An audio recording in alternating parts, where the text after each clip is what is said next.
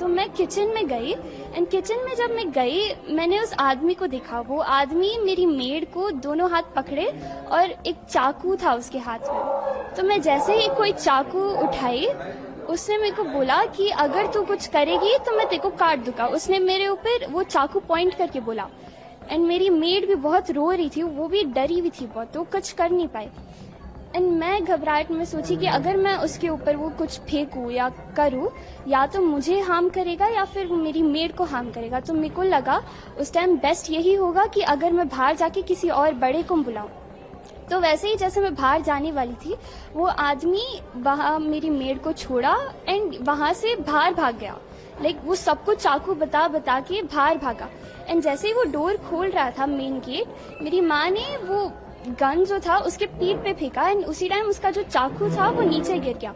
And तभी जो neighbours थे उनमें क्या बोलते हैं वो पकड़ने चले गए उसको, क्योंकि वो भी डर रहे थे जब तक उसके हाथ में चाकू था। जब चाकू हाँ जैसे ही वो भागा मैंने 100 डायल किया एंड पुलिस 5-10 मिनट में आ गए थे।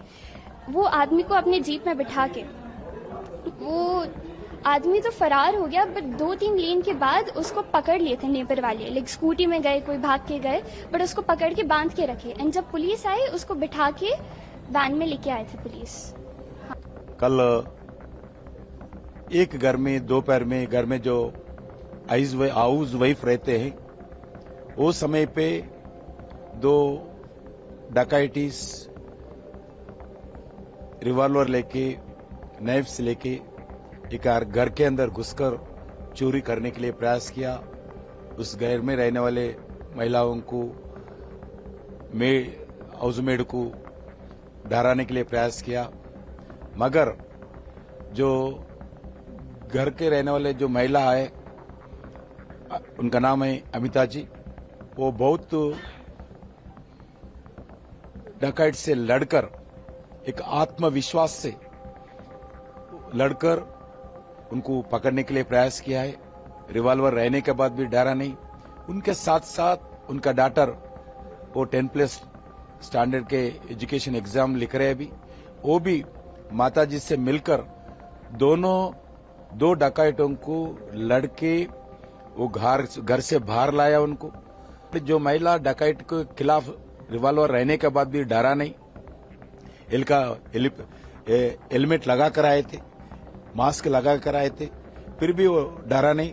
वो साहस से उनके खिलाफ किया है और उनको पकड़ा है। सारे समाज के लिए, सारी महिला के लिए, सारी हमारे देश के लिए भी एक आदर्श है।